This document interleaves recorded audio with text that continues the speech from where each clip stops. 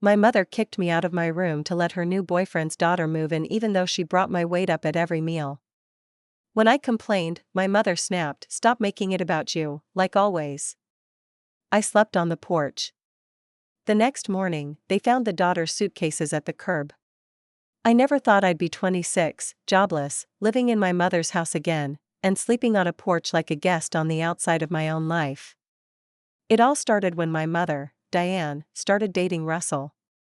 He was well-dressed, well-mannered on the surface, and had a 21-year-old daughter, Maeve, who seemed to think our house was some kind of Airbnb retreat from her apparently stressful life in Arizona.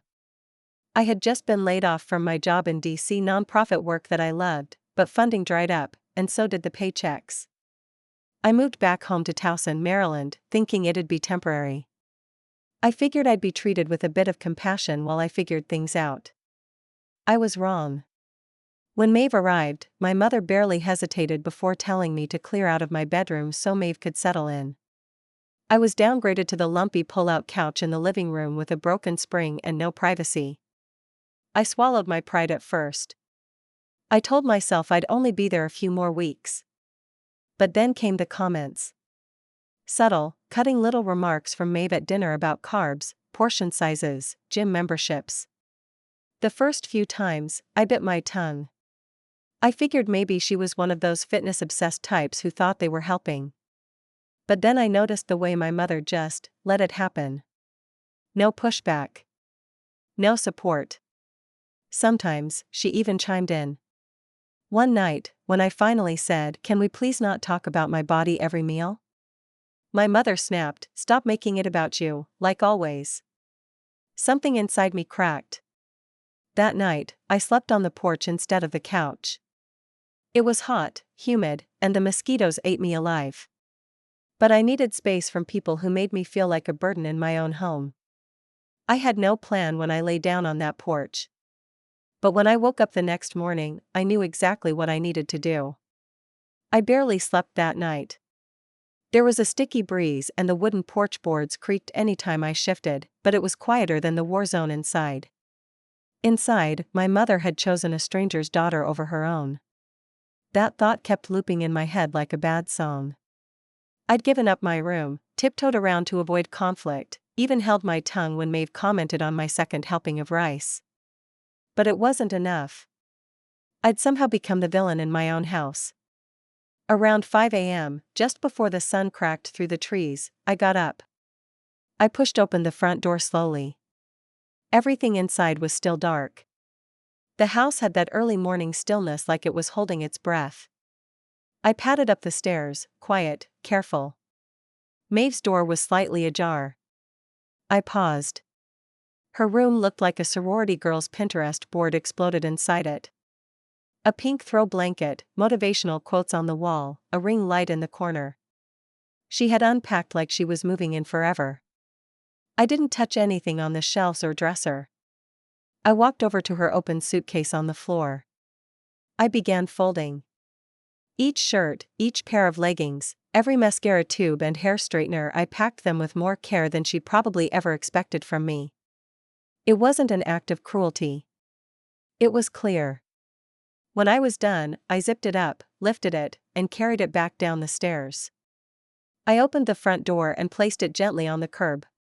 Then I went inside, made coffee, and sat by the window, watching the sky turn orange. I wasn't angry. I wasn't vengeful. I was just done. The house started to stir a little after 7. I heard footsteps upstairs, then Russell's voice. "Maeve, did you move your suitcase?" A pause. "What?" "No." "Why?" He opened the front door. His voice caught. "Why is this out here?" Maeve rushed down in her slippers, confused. "What the heck?" I didn't flinch. I sipped my coffee. "I packed it," I said quietly. Russell looked at me, blinking. "Why would you do that?" "I didn't throw her out," I said. "I reclaimed my space. You all told me to stop making everything about me. So I did." They just stood there, staring at me. Like I had broken some sacred rule. And then my mother appeared at the top of the stairs, hair still in curlers, face pinched with morning irritation. "What's going on?" she asked, then spotted the suitcase. "Elise, what did you do?" "I took back my room," I said. Calm. Measured. "You can't just I can," I interrupted. "I'm your daughter, not your roommate. Not some obligation. And I'm not going to keep shrinking myself so Maeve can feel comfortable." Her mouth opened and closed like she wanted to argue. But for once, nothing came out. There was a strange silence after I spoke, like the air in the room had gotten too thick for words. My mother just stared at me from the stairs, one hand still gripping the wooden rail like it might steady her if the house started to tilt. Russell cleared his throat. "Maybe this is something we should all talk about calmly." But no one moved. And no one was calm. Maeve, still in a wrinkled tank top and pajama shorts, made a small scoffing sound. "You're seriously insane." I turned to her, not with anger but with an odd sense of clarity. "You've been in this house for 3 weeks, Maeve. Every dinner, you comment on my body. Every conversation, you manage to slip in something condescending. You took my room, my space, and acted like you were doing me a favor. I wasn't trying to. You don't get to control how someone feels when you're constantly cutting them down." Russell looked visibly uncomfortable now, glancing between Maeve and me like he'd walked into a family meeting that should have never had an audience. "I think we should all take a breath," he said again, softly this time, like maybe volume would help. I turned to my mother. "I slept on the porch last night. Because I'd rather be outside with the bugs than inside being told I'm selfish for not wanting to be humiliated at my own dinner table." Something shifted in her face. She didn't soften, exactly, but she deflated a little. The words must have landed somewhere deep, though she tried hard to cover it with her usual tone. "You're being dramatic," she said. "This is all just a misunderstanding that you're blowing out of proportion." "No," I said, "this is a pattern. It started long before Maeve showed up." I watched her blink. That hit. "Since when did it become normal for me to always be the problem? You criticize me when I eat too much, when I don't smile enough, when I talk about my career, when I don't talk about my career. Maeve just made it easier for you to say the things you always wanted to say." My mother looked like she was holding back tears or rage. It was always hard to tell with her. Maeve rolled her eyes. "Jesus. This is so much drama." Russell finally spoke, more firmly this time. "Maeve. Enough." She shot him a look but shut her mouth. He turned to my mother, voice low. "You told me this would be a welcoming place. That Elise was okay with the room." My mom seemed caught off guard. "I thought she was." "She didn't say anything." I laughed, not bitter, just tired. "What difference would it have made? You already decided what made sense for you. You didn't ask me. You just handed over my room and expected me to be grateful for the couch and the critiques." Russell exhaled slowly. "Maybe we shouldn't be here anymore." Maeve whipped her head around. "What?" "This isn't working," he said, carefully, like stepping around landmines. "You're clearly not comfortable here, Elise. And this isn't how families work." I was shocked when he said it. Not because he was wrong but because I didn't expect him to take my side. Maybe he wasn't taking sides at all. Maybe he was just stating what was plainly true to anyone paying attention. My mom looked like someone had slapped her. "Russell," she whispered, "let's not do this now. It's early." "We'll find a hotel for the week," he said. "Maeve starts orientation next month anyway. We'll figure something out." Maeve looked like she wanted to explode, but for once, she was silent. They started packing that afternoon. By noon, the house felt different, like a storm had moved through and guzzled out all the humidity. I stayed mostly in my room and my room door closed. I wasn't trying to be petty. I just didn't want to be present for the sound of drawers opening and zippers closing and quiet conversations in hallways that stopped when I got too close. Around 3 p.m., my mom knocked on my door. A soft knock. The kind she hadn't used in years. I opened it. She was holding a plate of apple slices and cheddar, something she used to make when I came home from high school overwhelmed and tired. Thought you might want a snack, she said. I took it, said thank you, and placed it on my desk. She didn't leave. Instead, she leaned against the doorframe like it hurt to stand up straight. Elise. I didn't mean for things to get like this. I didn't respond. She continued. I thought I was doing what made sense. You were back home, and I figured you'd adjust. That's exactly it, I said quietly. You assumed I'd be fine with whatever. Like I don't get to have boundaries. She nodded. I'm sorry. It wasn't dramatic. It wasn't dripping with guilt or desperate apology. It was small. Quiet.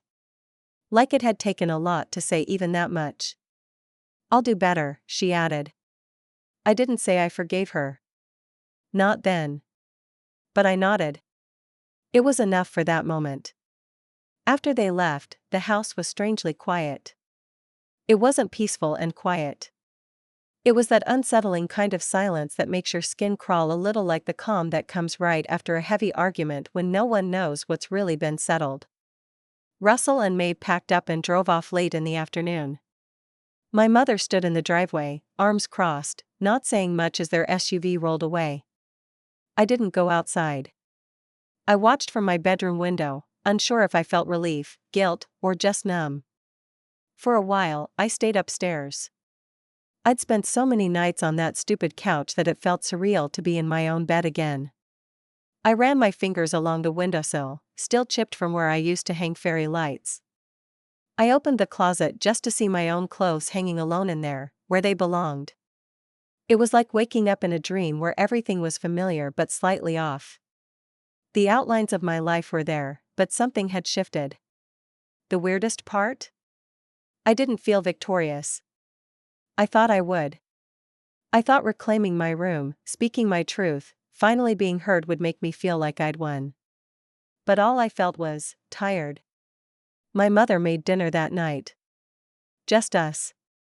She cooked roasted chicken with rosemary, mashed sweet potatoes, and steamed green beans. She hadn't made that since my birthday 3 years ago. I took it as a peace offering, though we barely spoke as we ate. The kitchen table felt enormous with just the two of us.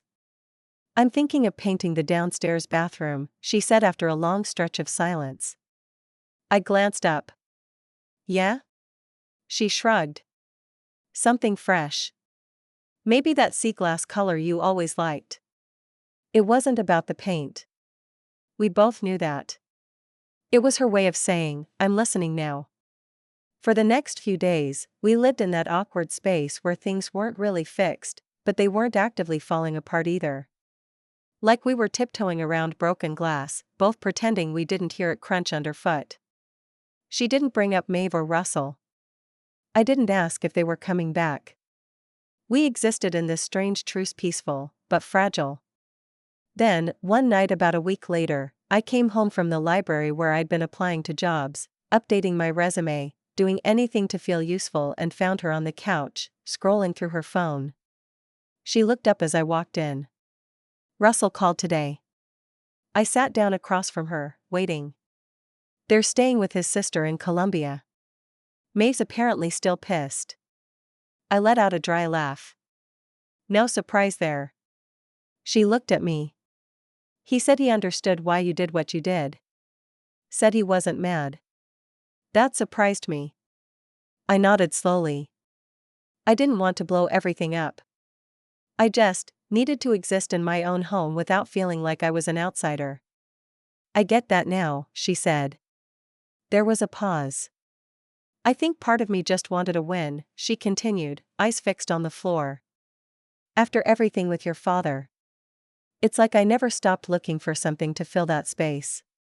Someone. That was the first time she'd brought up Dad in months. Years, maybe. You don't have to fill anything, I said. You just have to stop pushing people out of the way while you're trying. Her face tightened, then relaxed. You know, When your father left, I told myself I was done being soft. I was done being the one who gets walked on. And then I think I just flipped too hard in the other direction. I nodded. I wasn't angry at that moment. Just tired. You don't need to be soft, I said. You just need to see me. I do, she whispered. I'm sorry I didn't. We didn't hug. We weren't that kind of mother-daughter duo. But we sat in the same room, in the same silence, and it didn't feel like war anymore. Later that week, I got a call about a job interview for a policy research assistant position with an environmental group back in DC. Remote optional, good pay, benefits. I didn't say anything right away, not even to my mom. I wanted to hold the hope close for a bit before sharing it. I prepared like heck, reworked my resume 3 times, practiced my elevator pitch in the mirror, even pulled out an old blazer from the back of the closet. The interview went well. Surprisingly well. The hiring manager smiled when I talked about the work I'd done with urban green initiatives. I felt like I had a pulse again for the first time in months. 2 days later, I got the offer. When I told my mother, she blinked in surprise, then said, "That's incredible, Elise." And for once, it felt like she meant it. I'm thinking of getting a small place, I added, cautiously. Not right away. But soon. She nodded slowly, trying not to let her expression shift. I'll miss you, she said after a pause. I smiled. You'll be okay. She nodded again. Yeah, she said softly. I think I finally will. About 3 weeks after I accepted the job offer, I signed the lease on a small 1-bedroom apartment in Silver Spring. Nothing fancy, but it had light, space, and most importantly, a locked door that was mine. The move felt good. Not triumphant, exactly just right. Like taking off a pair of shoes that never fit and walking barefoot for the first time in a while. I didn't move in anger. I moved in clarity. Mom helped me with the packing, mostly quiet as we boxed up my books, folded laundry, and wrapped old picture frames in newspaper. She didn't try to guilt-trip me. Didn't lecture me about staying close. Just helped. And for the first time in a long time, we didn't feel like two people trying to win separate arguments. We just felt like mother and daughter again. When the moving day came, she hugged me goodbye at the curb. A real hug, tight, arms around shoulders, not that one-armed, polite version we used to do. She didn't cry, but she did linger after the truck pulled away, waving until she was out of sight. I settled into my new place like someone laying roots for the first time. I bought my own towels, picked my own wall art, filled the kitchen with food I liked without anyone commenting on it. The job was going well. I was getting good feedback. Slowly, I was stitching together a life that felt like mine. And then one afternoon, I got a text from Maeve. Maeve, so, you really got me kicked out of your house over a room. You're honestly pathetic. I stared at it for a moment. No greeting. No context. Just that. I didn't respond. 5 minutes later, another message came through. Maeve, hope your mom's enjoying her empty nest now. I could have fired something back. Something petty. Something sharp. But I didn't. Because honestly, that text said more about her than I ever could. Instead, I screenshotted it and forwarded it to my mom. She replied, "Wow. I'm so sorry she sent that to you. That's not okay." I wrote back, "It's okay. Just wanted you to know." And it was okay. The satisfaction wasn't in seeing Maeve upset. It wasn't in getting her kicked out or taking anything away. It was in knowing that I had finally chosen myself over silence. That I had created boundaries and they held. That was the real revenge. No yelling. No dramatics. Just, you don't get to treat me like that anymore. A month after I moved, I invited my mom over for lunch. She brought a pie she'd made from scratch apple, her signature. We sat at my little table in the kitchen, sunlight pouring in through the windows. "You've done well," she said, looking around. I'm trying, I said. Still figuring things out. She hesitated, then added, I'm proud of you. And this time, I believed her. We didn't rehash everything that had happened. We didn't need to. It lived in the space between us, like a painting on a wall you stop explaining because it's just part of the room now. But she knew. And I knew she knew. That was enough. Last I heard, Russell and Maeve had moved to Annapolis. I didn't ask for updates. I didn't check their socials. Some things, once closed, should stay that way. I walk past mirrors now and don't brace myself for judgment. I eat what I want. I move how I want. I've stopped editing myself down to fit into other people's comfort zones. And when I get lonely, which I sometimes do, I remember, choosing yourself can feel like isolation at first, but it's really just freedom with room to grow. Maeve's suitcase may have landed at the curb. But I was the one who left for good with dignity, with peace, and with my room, my voice, and my future fully intact.